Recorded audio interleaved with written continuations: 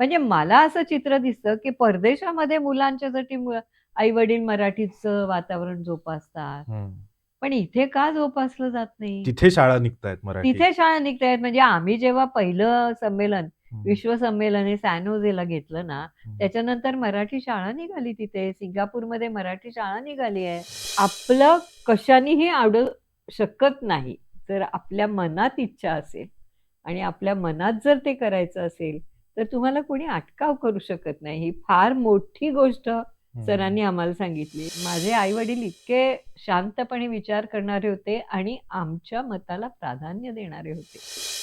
ह्या मातीतला हं, म्हणजे महाराष्ट्रातल्या मातीतली अस्सल कविता जर कोणाची असेल, हं, तर ती आरती प्रभूंची. हं, आरती प्रभूंच्या सारखा विषय. हं. आणि तेव्हा आरती प्रभू म्हणजे असं होतं सगळं, की वादळं उठली होती ना त्यांच्या नावानी. अजगर कादंबरी, रात्र काळी गागर काळी कादंबरी आणि ते आत्र्यांचे संपादकीय लेख वगैरे असं हं. सगळं.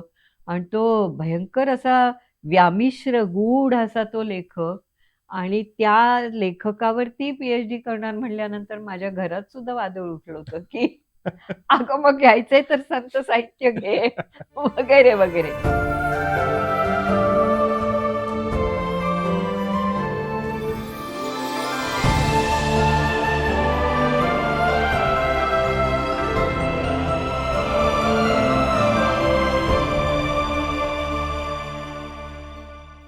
नमस्कार. बोलत राहूयाच्या आजच्या भागात तुम्हा सर्व रसिकांचं मनःपूर्वक स्वागत. लाभले आम्हास भाग्य बोलतो मराठी, जाहलो खरेच धन्य ऐकतो मराठी. आपल्या सर्वांची मातृभाषा मराठी. पण धन्यता मानावी अशी काही व्यक्तिमत्व आपल्या समाजात, आपल्या आजूबाजूला असतात. सात्विकता असा एक शब्द डोळ्यासमोर आल्यानंतर आपल्या घरातली आपली एक आजी आठवते आणि आपण तिच्याशी एक मुक्त संवाद साधतो.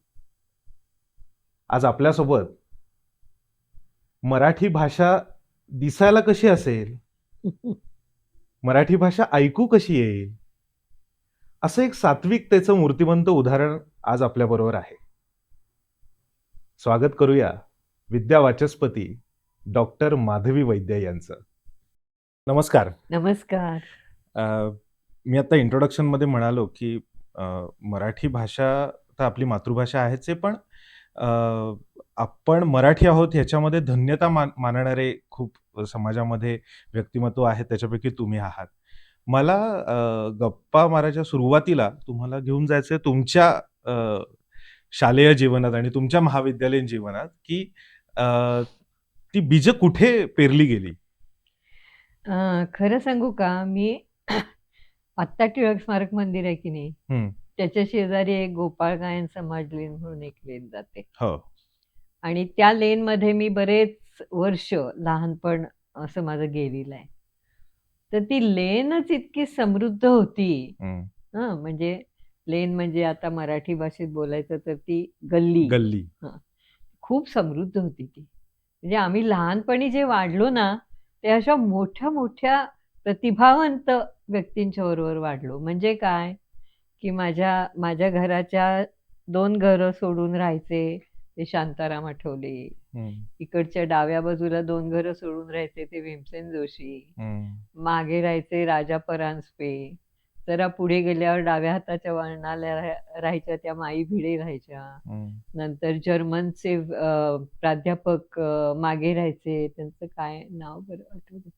पण ते एस-पी मध्ये शिकवायचे. हं, आणि शेजारी एस-पीच्या प्रोफेसर्सची सगळी बंगले होते.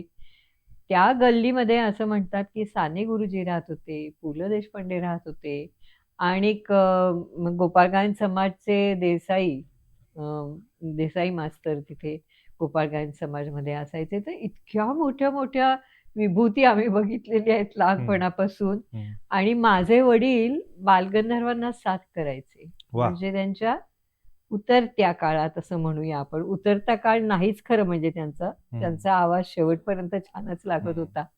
पण त्यांचे पाय जेव्हा गेले होते, तेव्हा 11 मारुतीच्या देवळात ते उतरत असत. हं.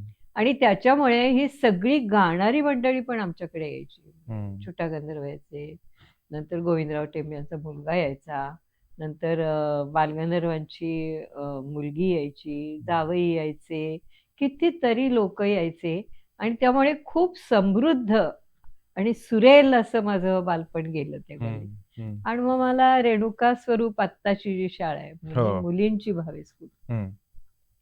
तिथे माझं शिक्षण झालं. तिथले जे आमचे शिक्षक होते ना, त्यांनी खरं आम्हाला घडवलं, शाळेने घडवलं. हम्म. आणि तुला सांगायला मला आनंद वाटतो की आता कृष्णदेव मुरगुन म्हणजे ज्यांनी घाशीरामचं कोतवालचं बरोबर. कोरिओग्राफी केली हम्म. आणि मग ते पुढे ब्रॉडवेला गेलं नाटक वगैरे हो. वगैरे, हो. तर ते कृष्णदेव मुरगुन आम्हाला ड्रॉइंग शिकवायचे. वा. पण ते इतके क्रिएटिव्ह माइंडचे होते आणि इतके एवढे मोठे प्रतिभावंत होते की सरांनी ड्रॉइंग पेक्षा आम्हाला काय शिकवलं असेल तर तुम्ही जीवन कसं सौंदर्यपूर्ण जगलं पाहिजे, हम्म. जीवनातलं चांगल्या गोष्टींकडे तुम्ही कसं लक्ष दिलं पाहिजे. हम्म. नंतर तिथे खरं म्हणजे आम्ही अनुप्रास सुद्धा कवितेतला तिथेच शिकलो. हम्म. कारण ते सर येता जाता म्हणायचे बापट बापट काम कर पटपट, बोल नको करू नको वटवट वगैरे. म्हणजे अगदी तुला सांगते की त्या कसं भाषेची लय कशी असते, हम्म. भाषेचा ताजेपणा कसा असतो, हम्म. फ्रेशनेस कसा असतो, तर ते कृष्णदेव मुरगुंदांनी सांगितलं ना. आम्ही कधी बजेटसाठी काही आमचं अडलंच नाही मुळी. हम्म. ते म्हणायचे की चला हे पुठ्ठ्याचे तुकडे घाल, त्याच्यापासून आपण आदिवासींचे दागिने करू, हम्म. तुमच्या आईच्या जुन्या साड्या आणा, आपण रंगवू. हम्म. मग त्या काही साड्या पिवळ्या, काही साड्या लाल असे आम्ही रंगवायचो आणि फोक डान्सेसचे सिद्धता करायचो. हम्म. त्यामुळे आपलं कशानेही आवडू शकत नाही. जर आपल्या मनात इच्छा असेल आणि आपल्या मनात जर ते करायचं असेल तर तुम्हाला कोणी अटकाव करू शकत नाही. ही फार मोठी गोष्ट सरांनी आम्हाला सांगितली. मग इंगळे सर होते, बापटबाई होत्या, जमदग्नी म्हणून होत्या. खरं म्हणजे मराठीची गोडी मला जमदग्नी बाईंच्यामुळे लागली. त्या 9वी 10वी 11वीला मराठी शिकवायच्या. बालकवींची फुलराणी मी त्यांच्या वर्गात बसून शिकली. मला अजून आठवत आहे ती फुलराणीतलं सौंदर्य बाई उलगडून दाखवायच्या. तर त्या स्वतः खूप हुशार होत्या, शब्दसंग्रह चांगला होता आणि त्यामुळे ते उलगडून दाखवताना फुलराणीचं खरं सौंदर्य मला जमदग्नीबाईंच्या मुखातून ऐकायला मिळालं आणि मी फार भाग्यवान आहे त्याविषयी की छान मला मराठीची वाचनाची गोडी जमदग्नीबाईंच्यामुळे लागली असं म्हणायला पाहिजे. आणि मग तो शाळेनंतरचा प्रवास म्हणजे शाळा पासआउट झाल्यानंतर ज्यावेळेला तुम्ही महाविद्यालयात प्रवेश केलात, महाविद्यालयीन काळ शाळेपेक्षा जरा वेगळा असतो आणि प्रत्येक पिढीचा तो वेगळा राहत गेलेला आहे. तर तो तुमचा पण कसा वेगळा माझा तर फारच वेगळा होता. कारण हे सगळं मी शाळेमध्ये शिकताना मला अशी उर्मी वाटायची की आपण काहीतरी वेगळं केलं पाहिजे. आमच्या वेळी तेव्हा BA, BSc आणि कॉमर्स नुकतं यायला लागलं होतं. पण मी म्हणायचे की आपण BA नाही व्हायचं, आपण कॉमर्सला पण नाही जायचं. मग काय करायचं, मग माझं ड्रॉइंग चांगलं होतं त्यामुळे मी अभिनवला ऍडमिशन घेतली. बर. आता हे मी प्रथमच मुलाखतीत बोलतेय. बर. म्हणजे हे कोणाला माहिती नाहीये फारसं. आणि तिथे मी GD आर्ट्सला गेले. बर. कमर्शियल आर्ट्सला गेले आणि तिथे शिक्षण घेता घेता मी मध्यमवयीन सदाशिव पैठी संस्कारात वाढलेली मुलगी, मला ते वातावरण बिचकवणारं वाटायला लागलं. म्हणजे ते आर्टिस्टचं वातावरण, खुलं वातावरण, मोकळं वातावरण माझ्या मनोवृत्तीला ते तेव्हा झेपलं नाही. आता असं वाटतं की काय वेडेपणा केला आपण, पण तेव्हा केला वेडेपणा. मी मग नंतर कला शाखेकडे आले. माझ्या वडिलांना मी म्हटलं आणि आमच्या शाळेने आम्हाला एक शिकवलं होतं की डोळे उघडे ठेवून विचार करायचा व्यवस्थित. तसं मी GD आर्ट्सला असताना मी अप्रेंटिसशिप केली. आणि ती अप्रेंटिसशिप करताना प्रतिभा ऍडव्हर्टायझिंग म्हणून फर्म होती, एक प्रभात रोडलाच होती. तिथे माझ्या असं लक्षात आलं की हे आपण नुसतं नोकरी करून भागणारं नाहीये हे क्षेत्र, आपली फर्म असायला पाहिजे. हं, तर आपण काहीतरी करू शकतो. नाहीतर तेव्हा तर फोटोग्राफी पण नव्हती फारशी. हं, आम्ही कटिंग पेस्टिंग ह्याच्यातच वेळ जायचा. आणि मोठे-मोठे आर्टिस्ट तेच करत असायचे. हं, तर लेटरिंग करायचं हातानी वगैरे, वगैरे. मी म्हटलं हे काही बरोबर नाहीये. मग हं, मी माझ्या वडिलांना सांगितलं, की हे ना खूप कष्टाचं काम असून मला तिथे फ्युचर मला खूप कमी वाटतंय म्हणजे आता. हं, तर ते म्हणले, "तुला पाहिजे तसं कर." माझे आई-वडील इतके शांतपणे विचार करणारे होते आणि आमच्या मताला प्राधान्य देणारे होते. हं, म्हणजे आता सुद्धा आई-वडील म्हणतात, "नाही, तू हेच केलं पाहिजे. नाही, तू तेच केलं पाहिजे." माझे वडील म्हणले, "तुला जे पाहिजे ते कर. हं, तुझ्या पाठीशी मी आहे." हं, मी म्हटलं, "मी कला शाखेला घेते." मी शाखा बदलते माझी, हं, ज्ञानशाखा बदलते. मग मी गरवारेमध्ये गेले आणि मग गरवारेमध्ये गेल्यानंतर काय मराठी, हिंदी हं, हे सगळे आवडीचे विषय माझ्या भाग्यात आले हं. आणि मी पी-डी झाले होते. प्री डिग्री तेव्हा होतं. बरं. हां, मॅट्रिक नंतर मग प्री डिग्री, हं, मग पुढे 3 वर्ष. हं. आणि मग योगायोगासाठी मला माझ्या आई-वडिलांनी लग्नच ठरवून दिलं. आणि मग मी गेले इंदूरला. बरं. इंदूरला गेले तर सगळंच बदललं माझं. म्हणजे राज्य बदललं. एम-पीमध्ये गेले मी, मध्य हं, प्रदेशमध्ये. मग तिथे हिंदी भाषा सगळी. हं, मराठी बोलणारी मुलगी, सदाशिव पेठेत राहणारी मुलगी, तिचं हिंदी विषय होता माझा आणि चांगला होता. हं. म्हणजे इथल्या प्रमाणात चांगला चांगला होता. होता. तिथे गेल्यावर मला असं जाणवलं, की आपण जे पुण्याला जे अगदी फुशारक्या मारत होतो, की हिंदी वगैरे चांगलं आहे. काही नाही म्हणजे मला काही कळेच ना तिथे गेल्यावर ती बोली भाषा ना. हं, तर त्याच्यामुळे मग मी आपली गप्प-गप्प असायची. कॉलेजमध्ये म्हणायच्या मुली, की मुलींचं कॉलेज होतं ते. हं. तर म्हणे, "दिखती तो अच्छी है, लेकिन ये तो गूंगी है, बहरी है, कुछ तो भी प्रॉब्लेम है उसका." तर असं करत-करत पण मला एक सांगायचं आहे, की आपल्यामध्ये ना जितक्या कला, एक्स्ट्रा करिक्युलर ॲक्टिव्हिटीज ह्या जितक्या असतील ना, तितकं आपण एखाद्या वेगळ्या ठिकाणी गेलो, तर आपली मुळं रुजायला खूप मदत होते. हं, तसं माझं नाटक होतं, गाणं होतं, मी उत्तम बॅडमिंटन खेळायची. हं, त्याच्यामुळे मग सगळं कॉलेज रिप्रेझेंट करणं, मध्य प्रदेश रिप्रेझेंट करणं इथपर्यंत मी मग मी अशी रुळत गेले तिथे. हं, हं, मग कॉलेजच्या इलेक्शनला उभी राहिले. मग सगळा मराठी विभाग माझ्या अ, अधिपत्याखाली आला कॉलेजचा. हं, भरपूर काम केलं आणि नंतर मग मी मला माझ्या मिस्टरांची जेव्हा, यजमानांची जेव्हा इकडे नोकरीसाठी पुण्यात त्यांना मिळाली सवड, तेव्हा मी इथे आले. हं. आणि मग माझी 2 मुलं, मोठा मुलगा मला कॉलेजमध्ये असतानाच झाला आणि दुसरी मुलगी जेव्हा काय म्हणायचं त्याला, बालवर्गामध्ये गेली, हं. तेव्हा मग मी एम-एला पुणे विद्यापीठात. बरं. असा एकंदर माझा शिक्षणाचा प्रवास थांबवत गाडी इधर भी रुकेगी, उधर भी रुकेगी असं करत झाला. हो. आपल्या प्रत्येक टप्प्यावरती म्हणजे तुम्ही जसं म्हणालात तसं, की वाचनाची गोडी तुम्हाला अ, लागली आणि मग असं असतं ना, की त्या वयाच्या प्रत्येक टप्प्यावर अ, आपल्याला ह्या कवींच्या कविता आवडतात किंवा ह्या लेखकांचे लेख आवडतात किंवा कथा आवडतात. तर तुमच्या वाचन संस्कृती तुमची जी घडली, त्याच्यामध्ये सर्वात पहिले लेखक किंवा सर्वात पहिले कवी तुम्हाला कोण भेटले? मला हिंदी अमृता प्रीतम भेटली. बरं. अ, हिंदीमधले प्रेमचंद मी वाचले खूप. कारण तेव्हा मी हिंदीमध्ये शिकत होते ना आणि हं, हिंदीमध्ये पेपर्स देत होते. हं, तर तिथे माझी गाठ पडली आधी हिंदी लेखकांशी.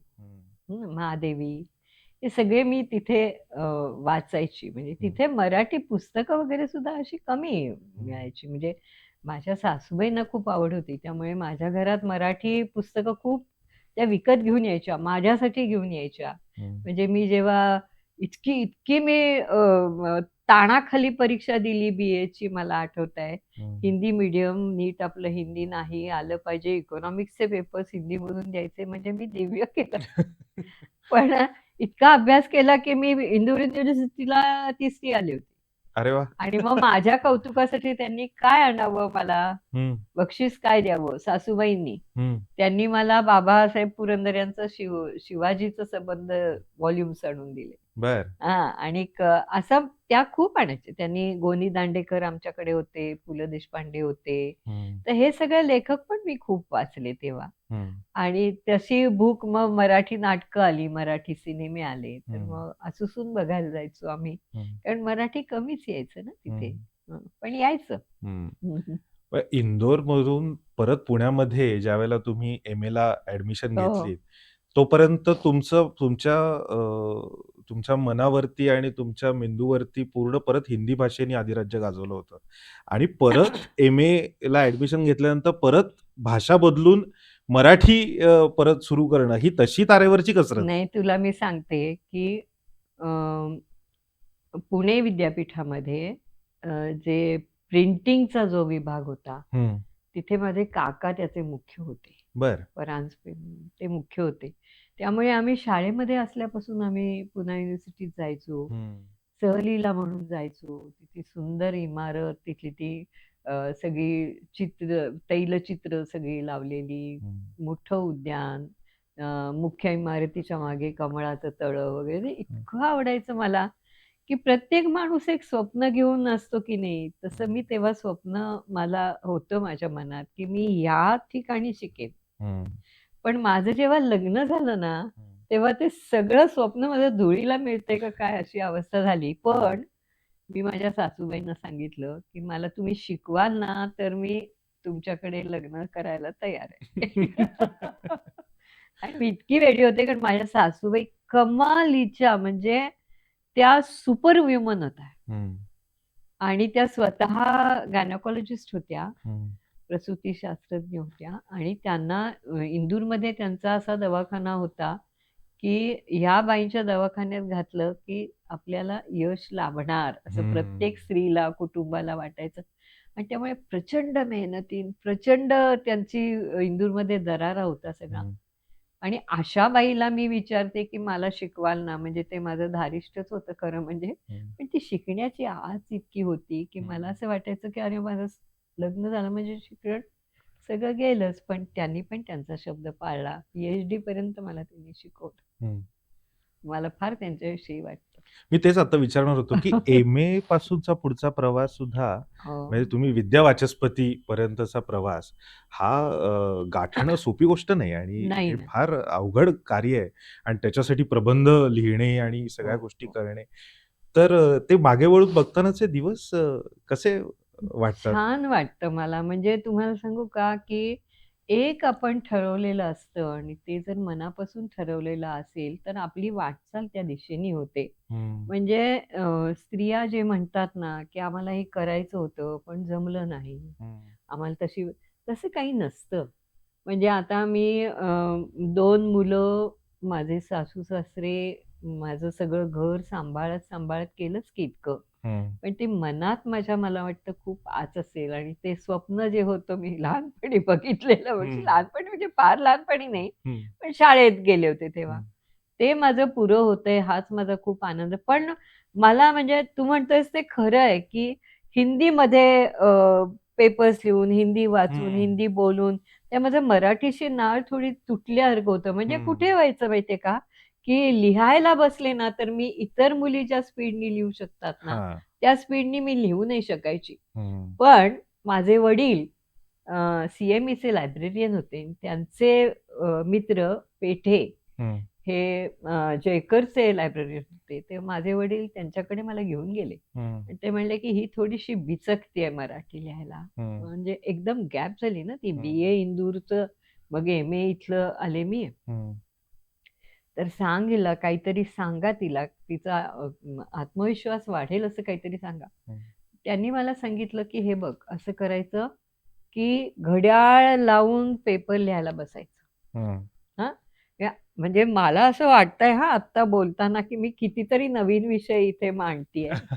तर घड्याळ लावून पेपर लिही, असं मला हं, त्यांनी सांगितलं. हं, एखाद्या विषयाचा अभ्यास झाला, आता तू परीक्षा देशील मोठी, त्याच्या आधी 2-3 पेपर्स तू असे लिहिले पाहिजेस. हम्म, घड्याळ लावून बसायचं. म्हणजे हम्म, मग तुझी मेमरी किती तुला साथ देतेय, हम्म, तुला आठवतंय की नाही सगळं, तू मुद्दे बरोबर मांडतेस की नाहीस, ते हम्म, महत्वाचे मुद्दे येतायत की नाही, याचा सराव तुला होत जाईल. हम्म, आणि खरंच मी जयकर मध्ये बसून समोर घड्याळ ठेवून पेपर लिहिलेले आहेत. हम्म, आणि त्यामुळे मग माझा आत्मविश्वास वाढला खूप. हम्म, आणि मी नीट लिहू शकतेय असं. हम्म, आणि तेव्हा आम्हाला एम ला एकदम 8 पेपर्स असायचे, हम्म, 4 आणि 4. म्हणजे पहिल्या वर्षाला 4, दुसऱ्या वर्षाला 4. हम्म. आणि 100 मार्काची परीक्षा असायची. आता तर तेव्हाचं सारखं, तेव्हा ते सेमेस्टर वगैरे काही नव्हतं. हम्म, त्या अशा परीक्षा सरळ होत्या, त्यामुळे मोठा पेपर असायचा तो, एकदम हम्म, असायचा तो. हम्म. पण जमलं बाबा. पीएचडी मिळाली. अ, हा. विद्या वाचस्पती चा प्रवास आणि हे हे साल कुठलं असेल? किती वर्षापूर्वीची गोष्ट असेल ही? मला वाटतं 83 ते 86 काहीतरी मला पीएचडी मिळाली असेल. त्यावेळेची पीएचडी ही पण एक मोठी गोष्ट आहे. त्यावेळेला सहकार्य तुम्हाला कोणी केलं? आणि ज्यावेळेला तुम्हाला समजलं, की आता आपण डॉक्टरेट झालेलो आहोत, त्या क्षणीच्या भावना काय होत्या मनामध्ये? खूप आनंद झाला होता. म्हणजे आपण जे ठरवलं होतं ते स्वप्न माझं पुरं होत आहे, पुरं हं, झालंय, अशी एक भावना होती तेव्हा. हं, आणि मला असं वाटतं की प्रत्येकीने स्वप्न बघावं आणि त्याच्या पूर्तीसाठी ध्यास घेतला पाहिजे. हं, तर तो मी घेतला असं मला वाटतं. पण या सगळ्या प्रवासामध्ये एम ला फर्स्ट क्लास मिळाला. हं, तेव्हा हे काय नव्हतं, हे असलं काय ते तुमचं म्हणतात बाबा हल्ली एम.फिल, आणखीन सेट आणि हं, नेट आणि असलं हं. काही नव्हतं. आम्हाला फर्स्ट क्लास मिळाल्यानंतर आम्हाला रेड कार्पेट पीएचडीसाठी. हां. मग तेव्हा डॉक्टर राशम वाळिंबे होते. हं, आमचे शिकवणारे सुद्धा तितकेच तोलामोलाचे होते.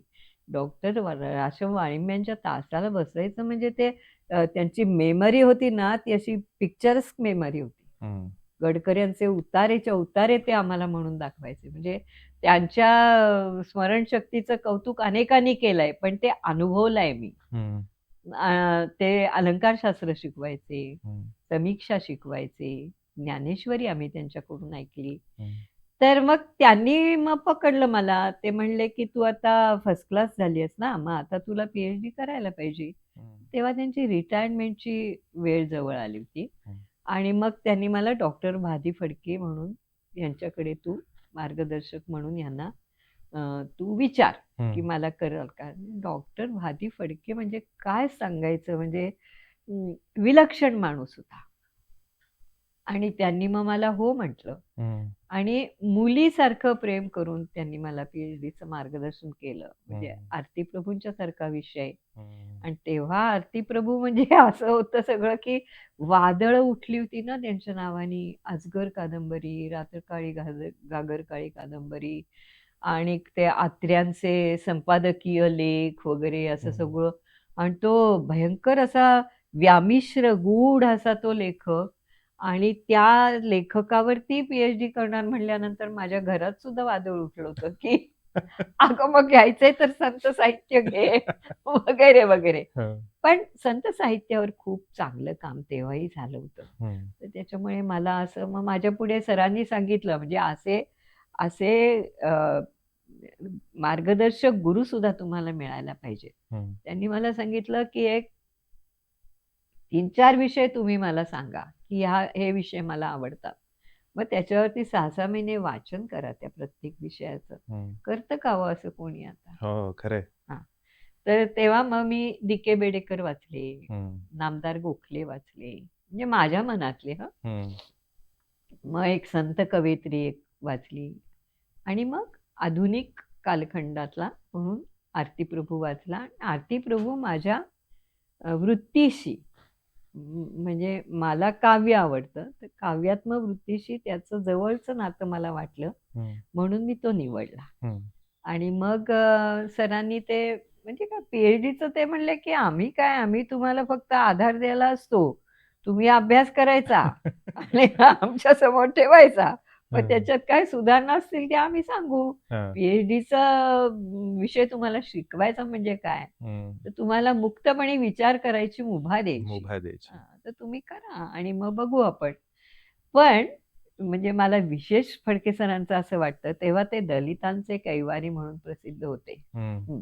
दलित कविता, दलित साहित्य हे हं. असं नुकतं असं येऊ घातलेलं होतं. म्हणजे हं.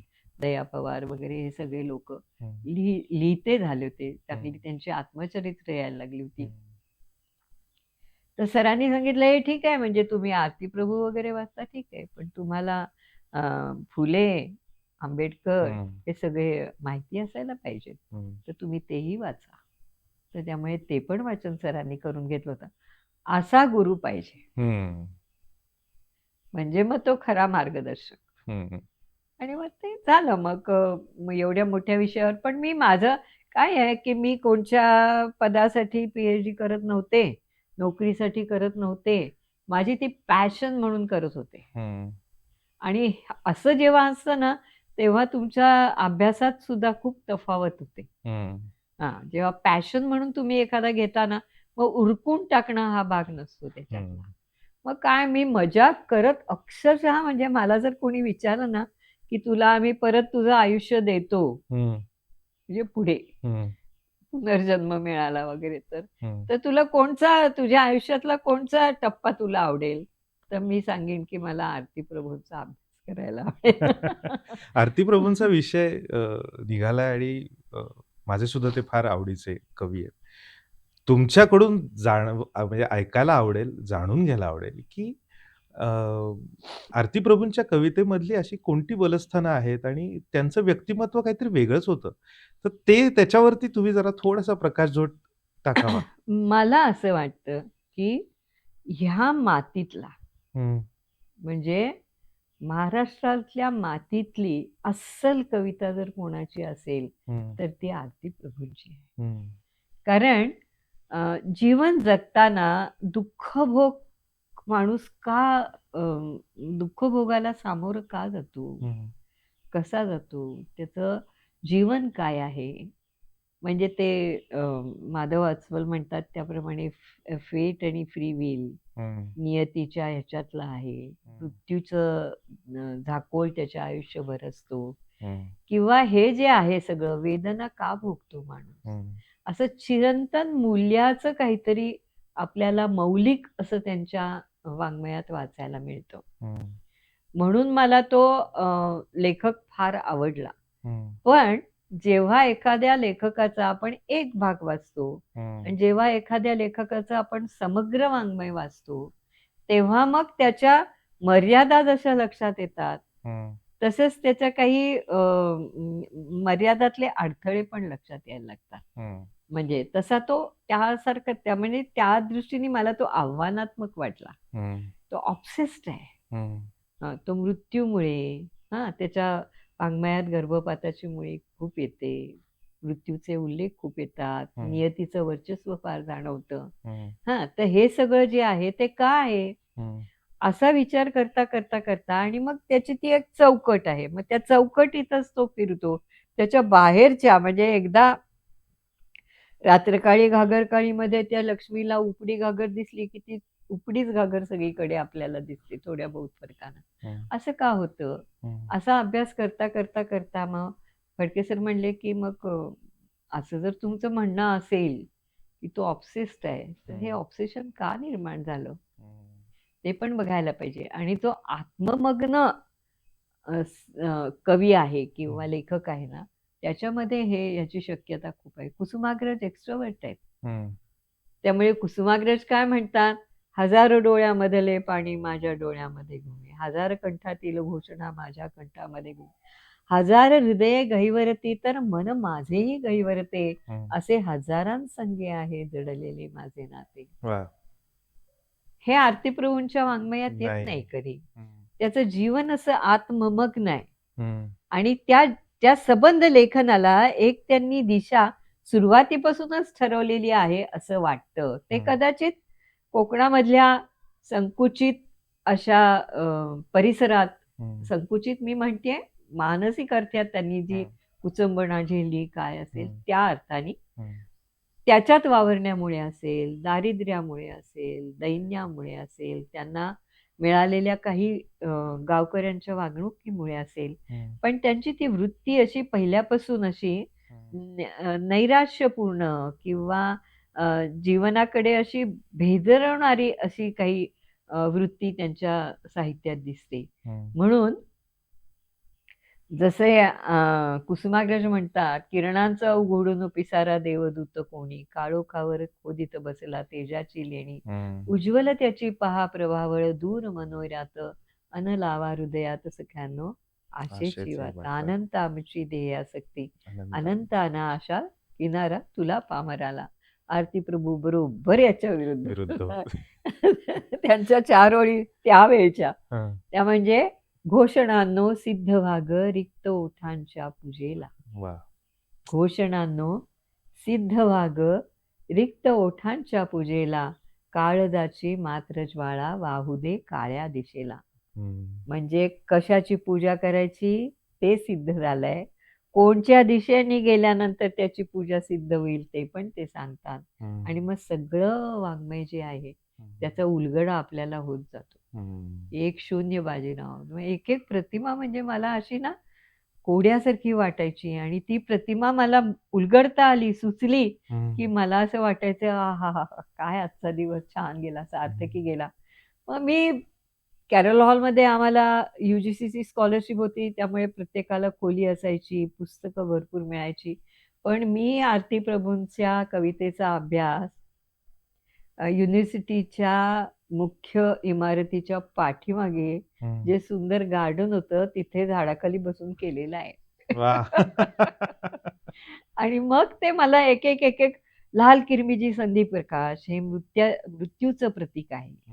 हे जेव्हा मला असं समजायचं ना 1-0 बाजीराव, 0 बाजीराव का, बाजीरावच का, एकच का शून्य वगैरे असे जे काही ते मला एखादा बुद्धिबळाचा असा डाव असतो ना, तो असा की चला हे हे आता गेला, हत्ती गेला, उंट गेला, चला आता मुख्य वजीराशी गाठ आहे.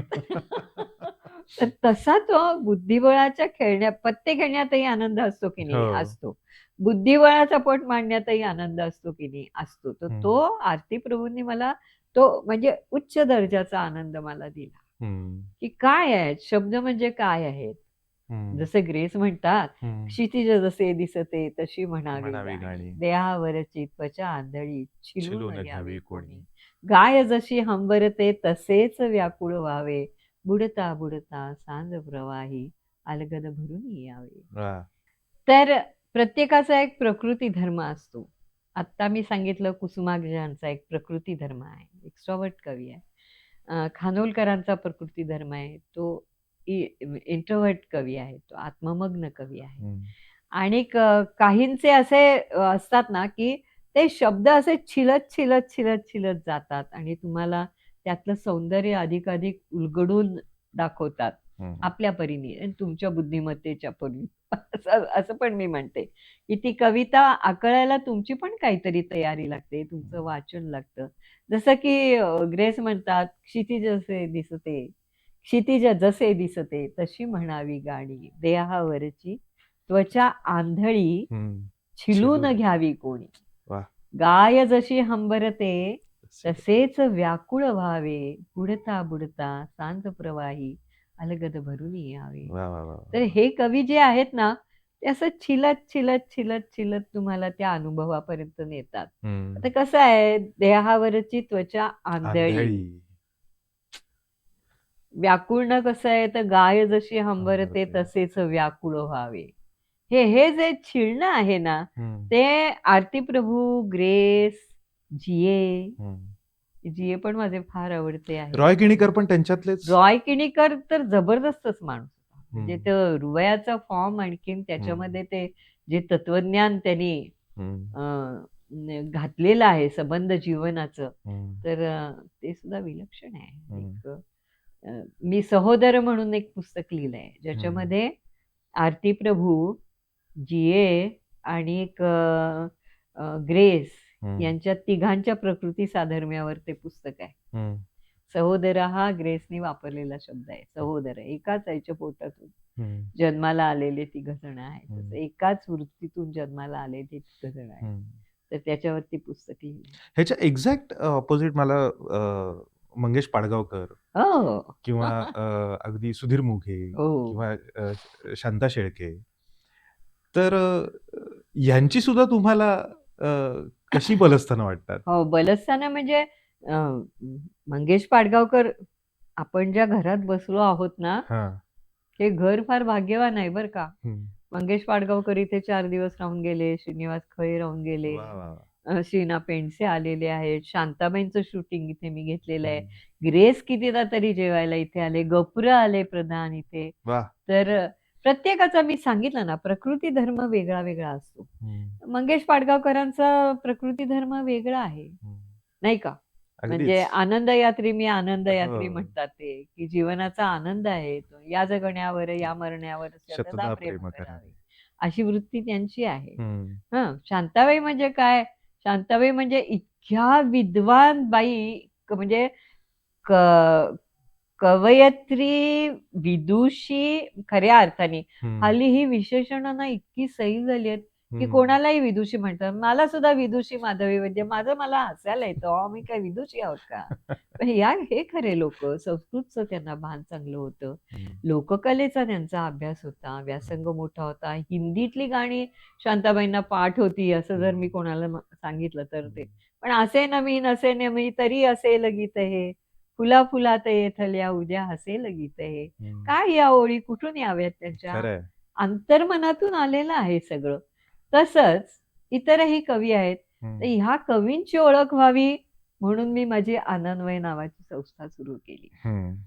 मला यायचंच होतं त्याच्यात. बरोबर तुम्ही लँड झाला तर मी फर्ग्युसन मध्ये शिकवत होते आणि मी असं शिकवताना माझं विद्यार्थ्यांच्याकडे फार बारीक लक्ष असायचं. हा, तर लोक म्हणजे मी हे सगळे जे कवी आहेत त्यांच्यावरती जर शिकवायला लागले वगैरे वगैरे वगैरे, तर मुलं जरा कंटाळायची, जरा उद्या घेऊया का वगैरे असं. म्हणजे फ्रेंडली होते मी विद्यार्थ्यांच्या बरोबर खूप. असं नाही होऊन चालणार म्हटलं. आपल्याला कविताही आवडायला पाहिजे. का आवडायला पाहिजे? कमीत कमी शब्दात जास्तीत जास्त भाव व्यक्त करते ती कविता. बरोबर. कथा आहेच, कादंबरी आहेच, नाटक आहेच. प्रत्येकाची प्रकृती वेगळी वेगळी आहे. परत प्रत्येक साहित्य प्रकाराची प्रकृती वेगळी वेगळी आहे. पण जी अंतरात्म्याच्या जवळ असणारी भाषा आहे ती कवितेतून जास्ती येते, जास्त येते असं मी वापरते. इतरांच्यात नाही येत असं माझं म्हणणं नाहीये, पण ती जास्त येते. ही कविता का बरं मुलांना आवडत नाही? त्याच्यात लय असते, चित्र असतं, नाद असतं, गंध असतो कवितेला, दृश्य असतं. हे सगळं त्यांनी शिकायला पाहिजे आणि ते त्या वयातच शिकायला पाहिजे.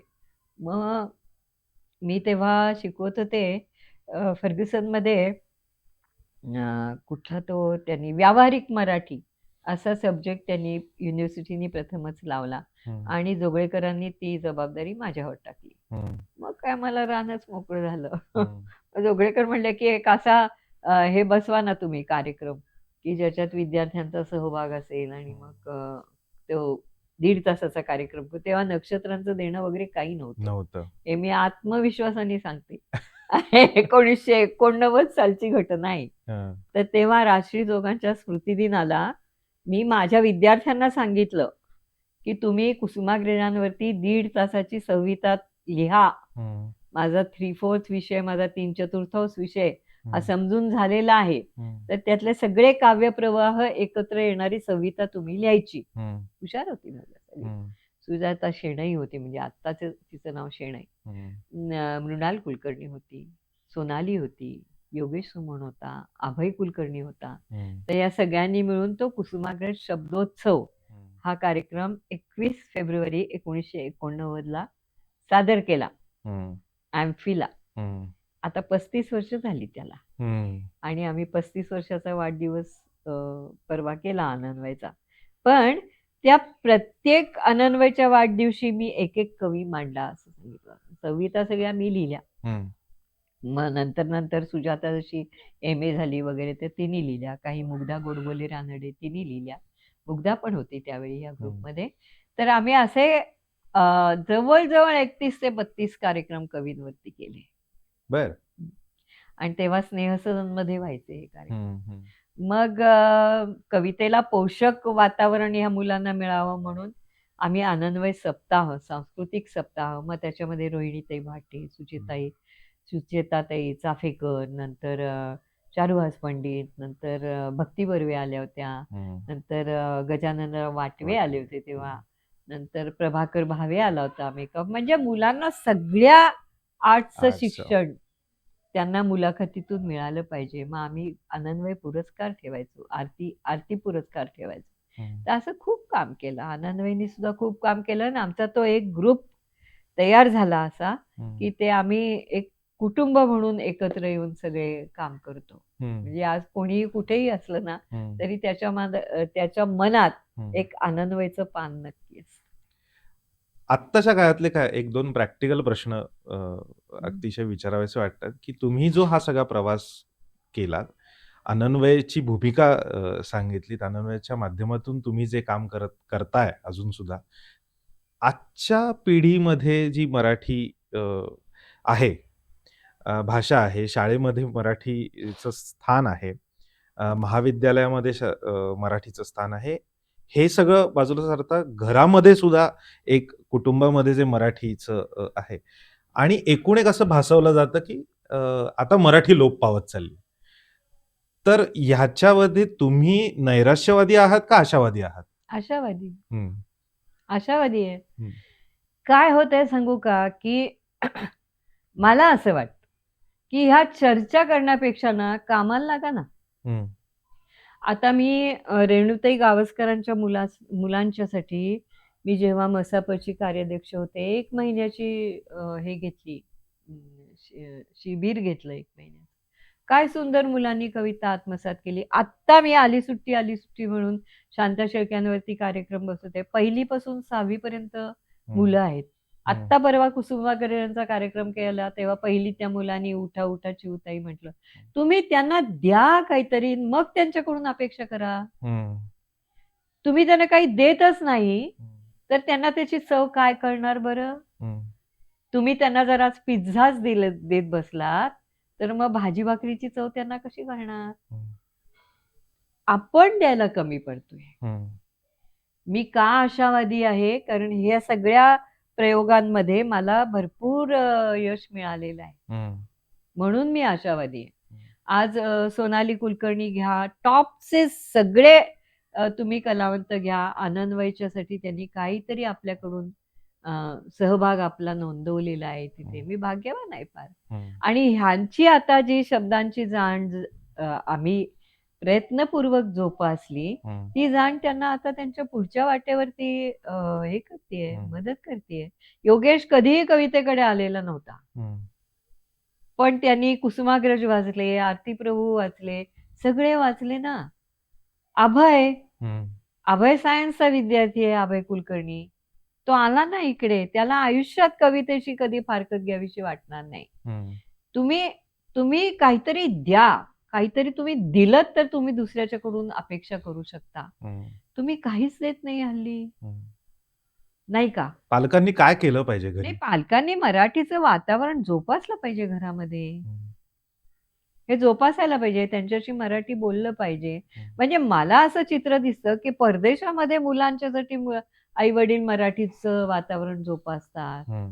पण इथे का जोपासलं जात नाही? तिथे शाळा निघतायत मराठी. तिथे शाळा निघतायत. म्हणजे आम्ही जेव्हा पहिलं संमेलन, हं, विश्व संमेलन हे सॅन होजेला घेतलं ना, हं, त्याच्यानंतर मराठी शाळा निघाली तिथे. सिंगापूरमध्ये मराठी शाळा निघाली आहे. हं, अमेरिकेमध्ये 1-2 ठिकाणी निघाली आहे. हं, असं तिथे जर होऊ शकतं, हं. तिथे का नाही होत? पण मग थोडंसं सरकारी पातळीवरती ज्यावेळेला फक्त म्हटलं जातं मराठीला अभिजात भाषेचा दर्जा, अभिजात भाषेचा दर्जा, ते इथपर्यंतच तो विषय सीमित आहे का? आणि अभिजात भाषेचा दर्जा मिळाल्यावरच मराठी समृद्ध होणार आहे का? नाही, नाही, नाही. तुम्ही तुम्ही मी पहिल्यांदाच सांगितलं ना, की तुम्ही ज्याच्यासाठी प्राण द्याल, हं, ते तुम्हाला परत मिळते ना ऊर्जा. हं, तुम्ही अभिजात मराठी काय, अभिजात मराठीच्या पलीकडे जाऊन तुम्ही करा ना काम. हं, अभिजात एक तुम्हाला शिक्का मिळणार, हं. हो ना? मग बरोबर. त्या शिक्का मिळण्याच्या पलीकडे जाऊन काम केलं पाहिजे ना आपण. बरोबर. तुम्ही तर एकमेकातच भांडत बसता ना. हं. म्हणजे मी जेव्हा सिंगापूरचं बघते तेव्हा अ, तो इंग्रज अधिकारी सिंगापूर सोडून जाताना त्याचा जो सहकारी होता, हं. म्हणजे असिस्टंट होता, हं. तर त्याला त्या इंग्रज अधिकाऱ्यांनी विचारलं, तुला काय देऊ मी? हं. तशी तो म्हणला, तमिळला तुमच्या राज्याचा हे दर्जा द्या. अभिजात भाषेचा. अभिजात भाषेचा नव्हे, हं. ती राष्ट्रभाषा असते. राष्ट्रभाषा. हां. त्याचा दर्जा द्या. हं. का तो इतर काही मागू शकला नाही? त्याला त्या भाषेबद्दल इतकं प्रेम होतं म्हणून त्यांनी मागितलं. आज परिस्थिती बघा. आज सिंगापूरमध्ये मॅन्डरिन एक राजभाषा आहे, एक तमिळ राजभाषा आहे, एक इंग्रजी राजभाषा आहे. हे सगळं आहे ना. हं. सगळं तुम्ही जेव्हा रेल्वेमधून जाता तिथे त्यांचं काय म्हणायचं त्याला, मेट्रोमधून जाता, हं. तेव्हा एक जी सूचना ते मॅन्डरिनमधून येते, एक इंग्लिशमधून येते, एक तमिळमधून येते. हं. तुम्ही करायला पाहिजे. बेळगावला बेळगुंदी म्हणून एक छोटंसं हे आहे. तिथे सुद्धा आता कन्नड आणि हे चाललाच आहे ना भाषेचा झगडा. तर त्या बेळगुंदीमध्ये त्यांनी एक स्मारक उभं केलंय, की मराठी बोलतो म्हणून आमच्यावरती जे अत्याचार झाले, त्याच्यातल्या 3 जणांनी ज्या छातीवरती गोळ्या झेलल्या हं. आणि तरी आम्ही मराठीसाठीच काम करणार म्हणले, त्यांचं ते स्मारक आहे तिथे. हं. होऊ शकतं ना. दक्षिण भारतामध्ये जेवढ्या भाषा म्हणजे आहेत, ती ती माणसं फार स्वतःच्या भाषेविषयी एक अभिमान बाळगून हो, असताना दिसतात. कारण ते हिंदी बोलत नाहीत. हो. बोलताना इंग्लिश बोलतात, नाही तर त्यांच्या भाषेत बोलतात. बरोबर आहे. हा भाषेतला कडवटपणा आणि हा भाषेचा अभिमान आपण मराठीसाठी का नाही, जपू पण शकत मला नाही? असं वाटतं, की तितकं सुद्धा एकांतिक असू नये. हं. म्हणजे काय, मराठीवर प्रेम करायचं म्हणजे इतर भाषांचा द्वेष करायचा असं नाही. बरोबर. नाहीतर मग तुमची भाषा तिथले तिथे साकळायला लागते. हं. मराठी भाषा आपली प्रवाही आहे खूप. हं. किती शब्द आपण मराठीत घेतलेले आहेत इतर हं. भाषातून. हं. फारसी घेतलेत, कन्नड घेतलेत. किती घेतलेत मोजा हं. ना तुम्ही. इंग्लिश तर काय म्हणजे सर्रास बोललंच जातंय. हो. माझ्या सुद्धा बोलण्यातून खूप इंग्लिश येतोच. शब्द येतायत. त्यामुळे बरोबर. तेही पण भाषेचा द्वेष करू नका ना. हं. आपल्या भाषेवर प्रेम करायचं हं. म्हणजे इतर भाषांचा द्वेष नाही करायचा. बरोबर.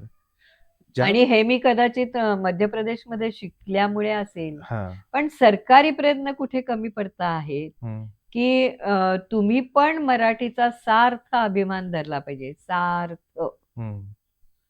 आता मी तिथे गेले ना पुण्याहून शिकायला मध्य प्रदेशमध्ये, त्यांनी मला काय अट घातली, की आम्ही हिंदीचा एक पेपर कॉमन सगळ्यांना ठेवलेला आहे. तो पेपर तुम्ही पास झालात तरच तुमच्या हातात आम्ही रिझल्ट देऊ तुमचा BAचा. हं. त्याच्यात तुम्हाला पास होणं कंपल्सरी आहे. आत्ता माझा नातू मेडिकलला शिकतोय मलेशियाला. त्याला सांगितलं, की मले भाषा तुला शिकली पाहिजे. हं. आणि मलेशियाचा एक पेपर तुला दिला पाहिजे. हं. त्या पेपरमध्ये तू पास होणं कंपल्सरी आहे. आपण का नाही असं करत? हं. आपल्याकडे कितीतरी विद्यार्थी येतात. येतात. आपल्याकडे गुजराती येतात, मद्रासी येतात, सगळे येतात ना. हं. मग त्यांना असं करा ना तुम्ही नियम. हं. हे मी किती मीटिंग्समध्ये सांगितलं, किती डोईफोड करून सांगितलं, हं. की तुम्ही एक पेपर ठेवा ना मराठीचा. हं. आता माझा नातू जन्मानी हिंदू, हं. इंडियन. हं. सिंगापूरचा तो सिटिझन आहे. त्यामुळे त्यांचं नागरिकत्व ते आहे. हं. मलेशियाने सांगितलं एक मलेचा पेपर त्याला द्यायला पाहिजे. हं. आणि ते योग्य पण आहे ना. तुमचा रोज व्यवहार येणार आहे, तो मलेशियन लोकांच्या बरोबर जर येणार असेल, तर त्यांची भाषा तुम्हाला अवगत होणं गरजेचं आहे. हं. ते काही कोणी कंपल्शन म्हणजे असं मारून मुटकून नाही केलेलं, ते विचारांनी केलेलं आहे. हं. तसं तुम्ही इथे करा ना. ही जी साहित्य संमेलन ज्याला आपण म्हणतो ना, म्हणजे या सगळ्या ती पण एक एक व्यासपीठ म्हणून उत्तम व्यासपीठ आहे. पण त्याचा म्हणावा तसा इम्पॅक्ट किंवा म्हणावा तसा त्याच्यातनं निघणारं आउटपुट ज्याला आपण म्हणतो, ते निघताना दिसत नाही. काही ठराविक ह्याच्यामध्येच ते अडकलेलं दिसतं. सरकारी पातळीवरती ते कागदावरतीच अडकलेलं दिसतं किंवा साहित्य संमेलनाच्या व्यासपीठावर साहित्यिक कमी आणि राजकीय व्यक्तिमत्व जास्त दिसतात हे बघायला मिळतं. तर याचंही स्वरूप बदललं पाहिजे असं वाटतं तुम्हाला मनापासून? वाटतं. पण हे केव्हा खरं होईल माहितीये का? तुम्ही तुमच्या पायावर उभी राहून साहित्य संमेलनं भरवाल. हं, मी अखिल भारतीय मराठी साहित्य महामंडळाचे अध्यक्ष होते. हं, माझ्या अध्यक्षतेच्या कालखंडामध्ये हं, तालुका पातळीवरती सासवडला संमेलन घेतलं. हं, आत्ता अमळनेरला पण झालं. हं, आणि त्याच्यानंतर मी जे काही ऐकतेय, हं, ते तिथे तुमचेही प्रयत्न कुठेतरी कमी पडतायत असं मला दिसतं. तालुका पातळीवर सासवडचं आम्ही संमेलन यशस्वी करून दाखवलं. भरपूर तिथे ग्रंथ विक्री झाली. पण तिथे मी शेतकऱ्याच्या घरी उतरले होते. हं. कारण तिथे जागा नव्हती मोठी-मोठी हॉटेल्स. शेतकऱ्याच्या घरी राहिले होते मी. हं, मला सांगितलं होतं संमेलनाचा जो मंडप असेल त्याच्या शेजारी जे एखादं घर असेल, त्याच्या तिथे मी राहणार. मी जेजुरीला नाही राहणार. 5 स्टार 3 स्टारमध्ये नाही राहणार मी. नंतर तिथल्या सगळ्या लोकांना कामाला लावलं होतं. तिथे सगळी कॉन्ट्रॅक्ट दिली होती.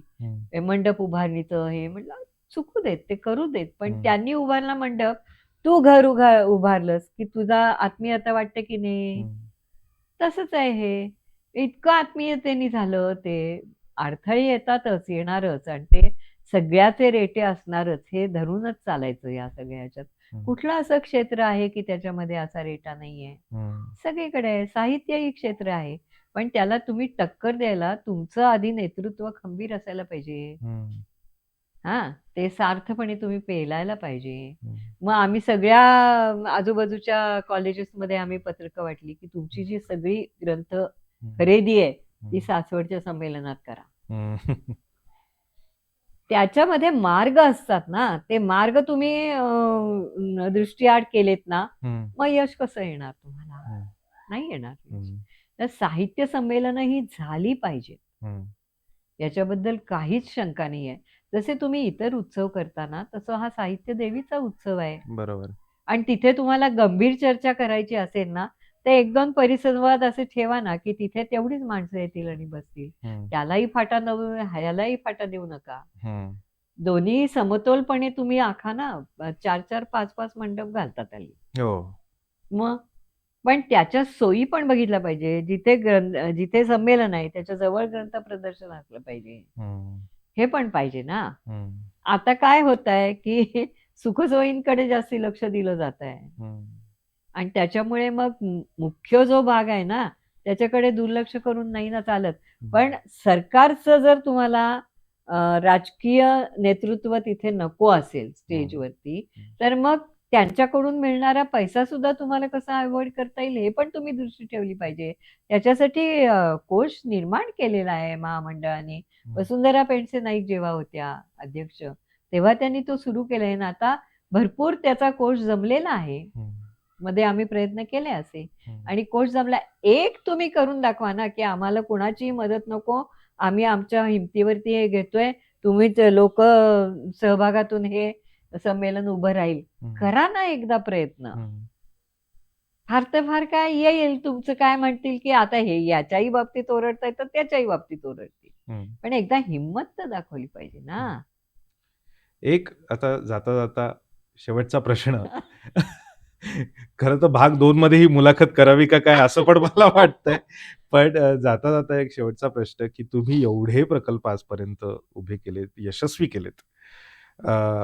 आजच्या मुलाखतीमधनं मला मिळणारी ऊर्जा पण अशी आहे, की आपण काही आशावादी आहोत आणि आपण काही थकलेलो नाही आहोत. त्यामुळे तुमच्याकडे नक्कीच भविष्यातले सुद्धा काही प्रकल्प असणार, तर त्याच्याविषयी पण जाणून घ्यायला आवडेल. भविष्यातले म्हणजे मी 13 कवींवरती मालिका केली ना, कवी शब्दांचे ईश्वर. ती महाराष्ट्र सरकारचं काम आहे ते. ते मी आमच्या खिशातून घालून पैसे केलेली आहे. का? कारण मी मराठीची प्राध्यापिका आहे. माझ्या मागे काहीतरी मराठीच्या लोकांच्यासाठी देणं आहे. माझं कर्तव्य आहे ते. माझ्या नंतरच्या लोकांच्यासाठी मला काहीतरी ठेवलं पाहिजे ते. या उद्देशाने केली ना. कशासाठी केली मी हे सगळं? माझ्या विषयासाठी केलं. मग असा जर प्रत्येक जण मराठी प्राध्यापक पुढे आला आणि त्यांनी असं जर केलं, होईल ना, मोठा सक्सेस होईल तो. हा आशावाद किती महत्वाचा आहे आणि हे खरंच आत्ताच्या काळाची खरंच गरज आहे. आणि नुसती गरज नाहीये तर आपण फक्त अशा लोकांचीच कामं नाहीयेत ही. आपण पण काहीतरी केलं पाहिजे पुढे येऊन आणि फक्त सगळ्या गोष्टी सरकार दरबारी होत नसतात. सगळ्या गोष्टी कोणामुळे होत नसतात. प्रत्येकाचा एक खारीचा वाटा असणं आवश्यक आहे. तेव्हा कुठे भाषा समृद्ध होते, समृद्धी टिकते आणि घराघरामध्ये जसं वादळीताई म्हणाल्या, की घराघरामध्ये तुम्ही मराठीचं वातावरण निर्माण केलं पाहिजे, मराठीत बोललं पाहिजे. या सगळ्या गोष्टी केल्या तर नक्कीच त्याची गोडी लागेल आणि आपली भाषा अमृतासी ही पैजासी जिंके म्हणतात, त्या पद्धतीचीच आहे. त्यामुळे अ, अभिमान वाटतो आणि आजच्या मुलाखतीमध्ये जवळ-जवळ 1 तासाच्या चर्चेमध्ये अ, माधवीतांच्या शालेय जीवनापासून ते अगदी आत्ता ते काय करतायत हा सगळा प्रवास आपण जाणून घेतला आणि तो थक्क करणारा आहे आणि आपण त्यांच्याकडनं ह्या आशावादासाठी आशीर्वाद मागूया आणि आपण या भागात थांबूया. पुढच्या भागात भेटूया नवीन पाहुण्यासह. तोपर्यंत नमस्कार. नमस्कार.